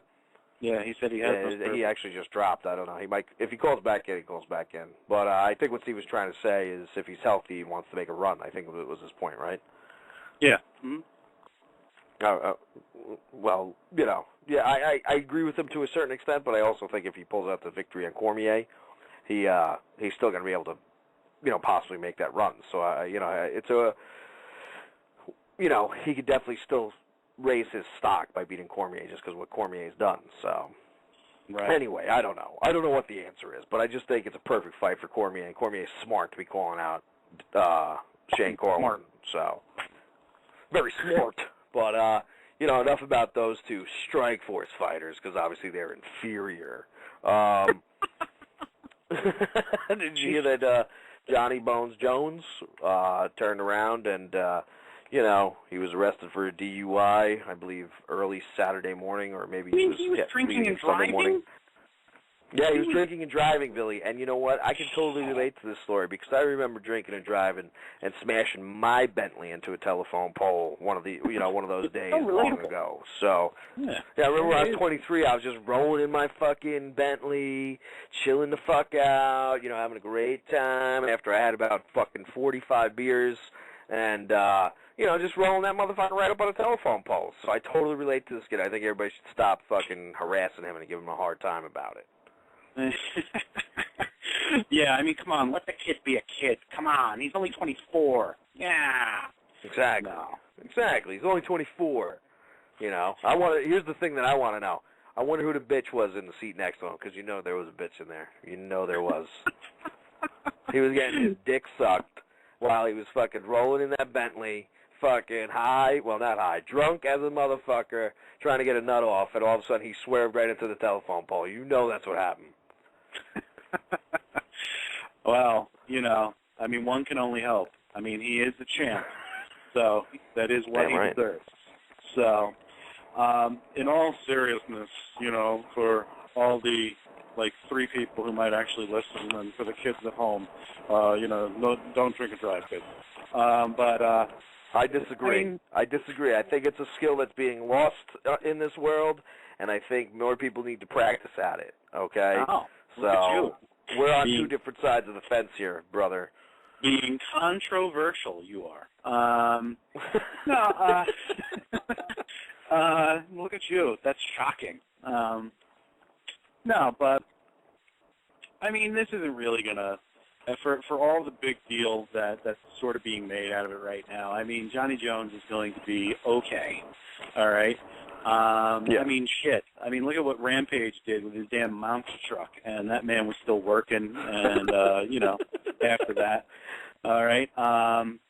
So, quite frankly, I definitely think that was a bit worse. You know, yes, Johnny could have possibly killed himself, and yes, Johnny could have possibly killed somebody else. So, yeah, you know, fine, if you want to be all pissy about that, I understand, I get it. You know, drinking and driving is bad, okay? Okay. But, you know, the thing that kind of sucks for Johnny Bones is that he was that guy who was probably going to end up transitioning to a mainstream sort of star. Okay, he may have been, you know, the first MMA athlete to get that Nike endorsement, to get that Gatorade endorsement, you know, and now he's kind of damaged goods. You know, now he's not the squeaky clean, you know, guy that he was, you know, prior to this happening. So I think you're breaking up too, Billy. This is not good. Uh-oh, is it the show? Maybe? I don't know. Now I'm wondering if I fucking ran Steve off the phone quickly. I got to see if he's listening to it. He just texted me back. I'm going to ask him a question. I don't know. I only have 1 bar for some reason. He just texted me. I'm going to let everybody in on my text messaging skills here. Are you listening to the show, dude? Are you listening? Oops, I didn't spell that right, but I don't care. To the show, dude. Bear with us, people. Because it sounds like Billy is breaking up now. Because it sounds like Billy is... This is very professional, people, because I'm sure we pointed this out before. We actually aren't in a room together. We all call in on a phone, and then we call into the shitty website, and it never works right. So it's probably not the phones. It's probably the shitty website. It's like Billy... Sounds like Billy is breaking up now. Now I'm going to go silent, because I have to wait for a text message back, so I have nothing to give anybody anymore. Like, Billy is breaking up now. Can you hear me now? Sneeze. I can hear you now. But you were, like, chopping in and out, so... Weird. I'm sorry. If you were going to finish your point, try to now, but if you start breaking up again, maybe I'll just fucking pull the plug on this thing. I don't know. Or maybe I'll just fucking throw out some... I was just saying that John Jones, prior to this happening, was one of those guys who seemed that he was maybe going to transcend the sport. He was going to be... what is that? Uh-huh. Oh, that was my text message. Steve said he is, sir. Mm-hmm. Was Billy breaking up? You go on with your point. I'm just asking him. Okay. I just dropped the phone. That's awesome. This is awesome. I love it. But John Jones, for the 3rd time I'm going to say this, is seemed to be a person who is probably going to transcend the sport, so to speak. Maybe be a mainstream star. Possibly, you know, get a Nike endorsement, a Gatorade endorsement. You know, an MMA fighter has not gotten those sort of endorsements. Now he's sort of damaged goods.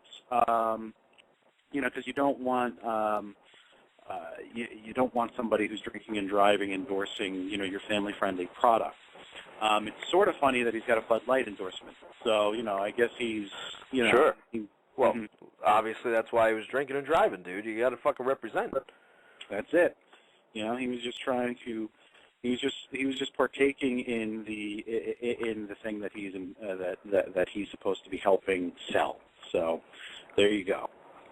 Drink Bud Light, kids, and wrap your Bentley around the telephone pole. Well, you know, like I said, I mean, you know, I feel bad for the Bentley. We all know John Jones is going to be fine with his money, but, you know, like you pointed out, this dude was in line to get some real sponsors. And to be fair, I do believe Anderson Silva did get a Nike endorsement, so we got to be fair. But I don't think he's in. And he's not in any commercials, but I'm pretty sure Nike endorses Anderson Silva. So if you look at his sweet bicycle shorts he wears, he's got a Nike swish on it now. That's you know. So he did get it. So he wouldn't be the first, but he was definitely the guy who would have been first to get the multiple endorsements. So, sort of like a Michael Jordan type guy who, yeah, sure, Michael Jordan got paid a shit ton to play basketball, but where do you think his billions came from? It was from all the other endorsements. Then, of course, he basically took a hostile takeover of Nike after a while because he was just the man. So, you know, that's what John Jones could have done. But like you pointed out, now all of a sudden there's that blemish. And one of the things that Johnny Jones was quoted as saying, and I'm paraphrasing because I forgot to put the quote down, was, I'm about to, you know, when the UFC sponsored him and he was talking about all these other possible endorsements, he said, none of the, you know, I'm definitely ready to represent. You know, I'm definitely the guy that they can hang their hat on, and they don't have to worry about me getting a DWI or anything, which I think is fucking hysterical now. You know, I mean, you know, what a foot and mouth type thing, you know? Oh, these buttons don't work. I think it maybe is. Oh, there we go. Stupid! You're so stupid! That's great. The fact that he had specifically mentioned getting a DWI. And that I know, right? To get one. Yeah, that's fantastic. That right there is my brand. Yeah, exactly. To actually point it out that you don't have to worry about me getting this. And then that's what happens. Oh, boy. Now, listen. I'm not going to be a hypocrite, okay? I'm not going to be one like I fucking see all these knuckle-dragging, mouth-breathing idiots in the world who like to fucking... So, like, I full well admitted that I was being a troll, but I was being a troll on these message boards about my team and just annoying another team. I would never go on a message board and be like, this fucking guy, you know, oh my God, what's wrong with him? Driving and being drunk at the same time. Oh, you know, he could have killed somebody. Well, he didn't fucking kill anybody, jerk-off. And that same jerk-off who writes that shit is fucking leaving the bar every Saturday fucking night, fucking, if not hammered, still buzzed driving home, and he thinks he's better than fucking Johnny Jones. But, you know, give me a fucking break, all these cocksuckers. You know, it's ridiculous, everybody with this fucking ridiculous sense of morality that they have. All of a sudden, that shit like this fucking pops up. It just fucking irritates me so much because these motherfuckers are doing the same thing every fucking weekend. And then they see this guy, oh, I'm talking to myself now, Billy was dropped. That's right, every fucking weekend they're doing the same fucking thing.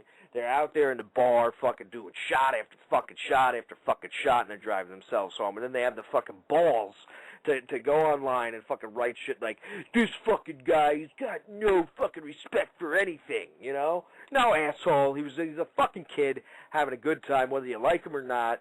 You know, I'm starting to think he's a little bit of a cocky prick myself. I'll never say that to his face because he'll smash it.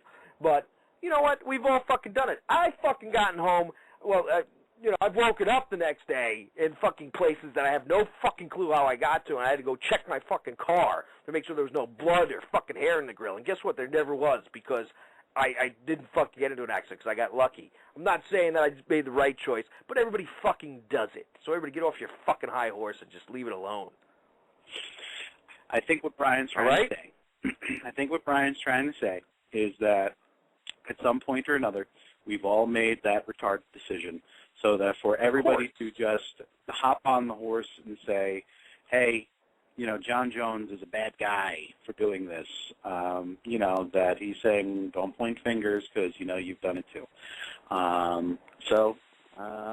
Which I agree, you know, that there's probably a ton of people really roasting his ass for this that, you know, have done it themselves, which is a dick move. But, you know, okay, fine, you know, is it the right choice? No. You know, should you do it? Of course not. But everybody who's probably holding his feet to the fire is, you know, has probably done it at one point in there, at one point Absolutely. as well. So I've done it a million times, and, you know, like I said, smart decision? Probably not. Probably not. But I had to get fucking places, okay? There was more fucking beers to be drank, and there was probably more drugs to be done. So I can't fucking wait around for somebody else to come pick my ass up. I'm sorry, okay? Sorry. I got to get in that car, and I got to go, all right? Jesus Christ. But anyway, that's besides the point. That's a long time ago in a galaxy far away. My fucking point is, all these fucking cocksuckers that go, oh, you shouldn't have done it. Yeah, suck my cock. Those are the first people that'll be crying and going, it was just a mistake. Oh, my God. Fuck you, jerk off, you know? I fucking really am sick of this shit. I don't know why I let it infuriate me so much. It just, you know, the fucking fake fucking news, even the fucking news fucking does this shit. You know, I'm sure if I fucking watched TV, I'd be infuriated because I bet you it was on the fucking news talking about it. And those fucking cocksuckers, they're nothing but drunks, the news people, and they got some balls saying shit like that. You know, I don't even know if they did. Now I'm angry at the news for no reason because I'm just fucking making shit up in my head. I shouldn't even go there because I have no clue if they talked about this story. But I know, I'm sure ESPN did because they love taking digs at the UFC. And ESPN, you fucking stink anyway, all right? But if you could hire us, I wouldn't mind. I would think you guys are a lot better, though. Me too, because I like Disney. Disney. Thank you, ESPN. Yeah, sure. I haven't seen a Disney movie in forever, but guess what? If you hire us, I will fucking say they're the greatest thing since sliced bread. And sliced bread is fucking delicious. So, all right. Now I'm fired up now. I'm fucking fired up right now. We'll get away from the drunk driving story. All right. Apparently the butcher, it's a hot button topic for him. Let's go on to other stuff. It really is. Let's go on to other I'm stuff. sorry. Yeah, let's go. Let's move on because I'm ready to go off again. All right. I'm sorry. I was jumping in there. Go on, brother. You know, I don't recall if you guys touched on this on the Monday show at all, but of course we all know by now that Mr. Nick Diaz has been put on the shelf for a year, and the reason I bring it up is because Mr. Chael Sonnen also appeared. Nice. I was going to bring it up the same way. I love it, brother. You're doing some research. Go on. The Nevada State Athletic Commission, you know, this past week as well, to apply for a medical exemption for testosterone usage, and they okayed it. They said, sure, Mr. Sonnen, you can go ahead and use this substance that is proven to improve, you know, a person's performance. It helps your body heal faster, helps your muscles recover, you know, faster. You know, possibly improves your reaction time when used properly. You can go ahead and use. You can fuck like a jackrabbit. That too. That was actually one of the things that was said in the Athletic Commission's hearing. You know, get out of here. Yes, it's sworn testimony. It's the exact words by that same woman who was questioning King Mo. That woman's a racist bitch, though. Pat Lundvall, I believe her name was. But anyway, no, Cunty Cunterson. Oh, right. Mm-hmm. That's on her birth certificate. But anyway, that must have been something. When the doctor looked at that, he was like, "Whoa." Oh, it's a girl. What are you going to name her? Cunty Cunterson. Oh, beautiful name. Beautiful. It'll probably fit later in life. But she'll grow into that. So anyway, for Mr. Sonnen, you know, who has pissed hot enough to melt an entire bathroom once before. And see, here's the other thing. Here's the thing that kind of annoys me about it. Because, all right, TRT, we know, is a performance-enhancing substance. We know this. We're aware of this. It was brought up in the hearing. Okay, well, you know how you were using it in the past? How come you never brought it up before? How come you never asked for an exemption before? Why is this the first time you've done it? And Chael's defense was, yeah, my manager at the time told me not to say anything. And he said that he spoke to Keith Kaiser, who's like on the athletic commission, and said that Keith Kaiser said that I've got an exemption, so not to worry about it and just not mention it. It's cool, you know.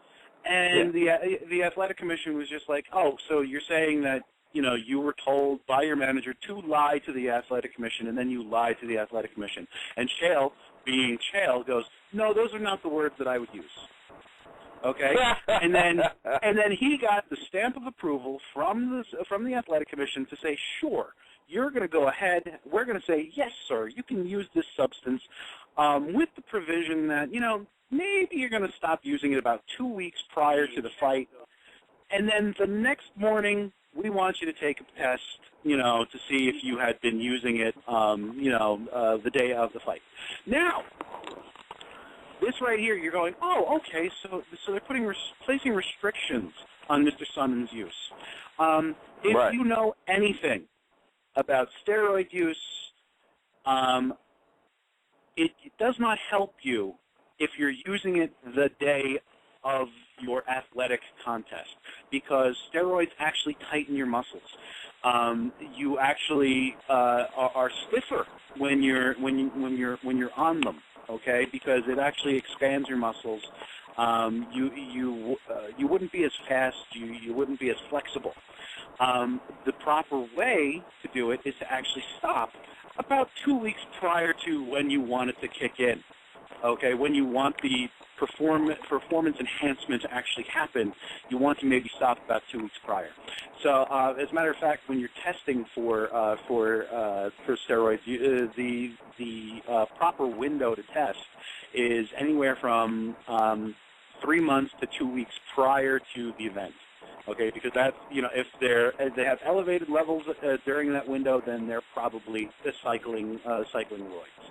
Okay, so by telling Chael to stop taking his testosterone, therapy 2 weeks before the fight, that's essentially, you know, saying, hey man, this is when you have to stop your cycle in order for it to work. Yeah, make sure it backs up performance. Yeah, and to take the piss test the following morning does nothing. Okay, at that point, his levels, even if he was using it the night before, his levels would have already started to normalize by the following morning. So it does nothing. Nice. Okay, so these provisions that they've said, sure, these are the things that you have to do in order for us to agree to this medical exemption. Now, I'm sorry I'm talking for so long a stretch, but the reason why I bring it up in conjunction with Nick Diaz is that, number one, Nick Diaz, in his hearing, never put the blame on anybody. As a matter of fact, you know, his hearing, which was 3 hours, was almost like the so tell us all about your pop stories sort of interview. Okay, I mean, Nick talked about how he first started using it with his friends and blah blah blah blah blah, and then, you know, he got diagnosed with ADHD, and then because they had him on Prozac and Ritalin and these other drugs, and he was looking into it because he's a big health freak, he realized that Ritalin and things are almost like a lower form of methamphetamines. Okay? Yep. So he was like, I don't want that shit in my body. And he was just like, oh my God, it's great that I love weed because according to all of this medical literature, weed can help me with my ADHD. Oh my God, that's awesome. All right? So, you know, he never blamed anybody. He didn't lie about the usage.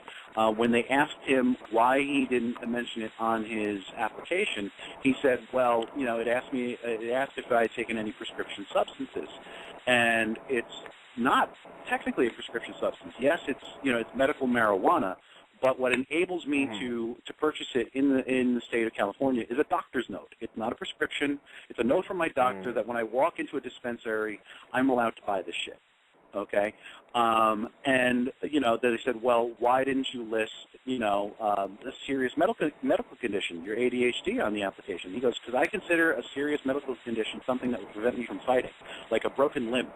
Okay, so yeah. I didn't think I was answering that, dishonestly.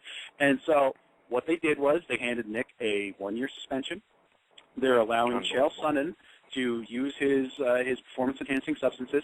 And just a month prior, they allowed our friend Mr. Overeem, they handed him a 9-month suspension for pissing, 16 times the normal level of human testosterone. They gave him a 9-month suspension and basically said, we're really big fans. Could you please come fight in our state before the end of the year? That'd be awesome. So, go ahead. I'm done. Yeah, because I'm going to have to wrap up soon, so I'm just going to comment. Obviously, listen, all the Nick Diaz haters, and of course, he no-showed that jiu-jitsu tournament, and according to him, and, of course, everybody knows he's a little bit crazy, and everybody likes to jump on Nick Diaz, all the haters anyway. I believe what he said. Apparently, the promoter, it was supposed to be for charity, was putting all the money in his pocket, or at least most of it. So he said, fuck this, I ain't fucking going through with it, And, that's a little bit off topic, but like what you're saying, Nick Diaz for years, him and Cesar Gracie has said that Nevada does not like Nick Diaz, has always treated him unfairly whenever, anything came up, and then that first time with the pot, they treated him like garbage, and anytime he goes to the cards in Nevada, he seems to come out on the losing end even when he looks like he's won the fight. So they really think like there's just a lot of bias in the state. They don't like fighting there. They don't want to fight there anymore. So, and of course, Diaz is still holding claim that he's retired and not coming back to MMA. But if he does, he definitely doesn't want to fight in Nevada anymore. And that's why Cesar Gracie, pretty much everything you described with the Chael Sonnen thing and the Alistair Overeem thing, why Cesar Gracie pretty much said the Nevada State Athletic Commission is just a bunch of clowns, and they're fucking really backwards, and they play favorites. And, when you look at the facts, like the way you laid them out, Billy, it definitely seems that way because, there are guys, and you know what, Chael Sonnen might need the testosterone replacement. He is in his mid-30s. Guys like Dan Henderson have the exemption and shit like that, and, nobody ever accuses Dan of cheating, and I doubt he really is either. Chael may have fucked up royally the first time because supposedly if he would have filed the paperwork, I don't think there would have been a problem, which I'm shocked because he came in 19-1. But, supposedly he never filed the paperwork properly, and then maybe it would have just been, hey, but, the doctor didn't give you the right dosage, so we're just giving you a slap on the wrist or some shit like that might have happened in the first fight with Anderson Silva. But, like you laid out, literally TRT can be just like steroids and fucking be a performance enhancer, whereas weed, most people say it isn't. Then you got a guy like Joe Rogan who's really smart who has come out and said he sees a lot of dudes using it because it does help them focus better in the gym. So in a sense, it might not be a performance enhancer in the same line as something like steroids that's a muscle builder and everything, but it might let these guys focus in more in training. But I don't see that as a problem so much as guys who might fucking be sitting there repairing their bodies and everything because everybody goes into fights injured. Everybody gets nicked up in training camps. So really overall what the Nevada State Athletic Commission is saying is it's okay if you have the testosterone of a bull, but it's not okay if we don't like your attitude and you smoke some weed and we also want we want to take $60,000 from you because I don't remember Alistair Overeem getting a monetary suspension, but I actually got to wrap it up, so I guess I'll fucking get into that. But it's hard sometimes to argue for Nick Diaz because there are so many people who hate him, and he does come across sometimes as a jerk. But if you really listen to what the guy has to say, I just think it's a dude who's a little bit emotionally unstable, but I think the dude's heart is in the right place if you actually listen to his words.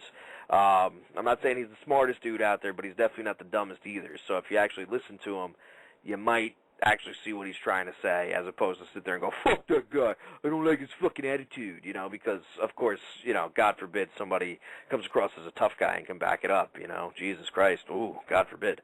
But anyway, remember to check my Twitter out, Cauliflower #4 check Billy's out at BillBrown, say yours, because I always BillBrown1777, I never do anything on it anyway, so. Neither do I just look at porn chicks. Check out Steve's at Captain Solo 07. On Twitter. Of course, check out Cauliflower for the years. We were lazy on that show. We only do an hour, so whatever. And we'll be back next week as well. So, later.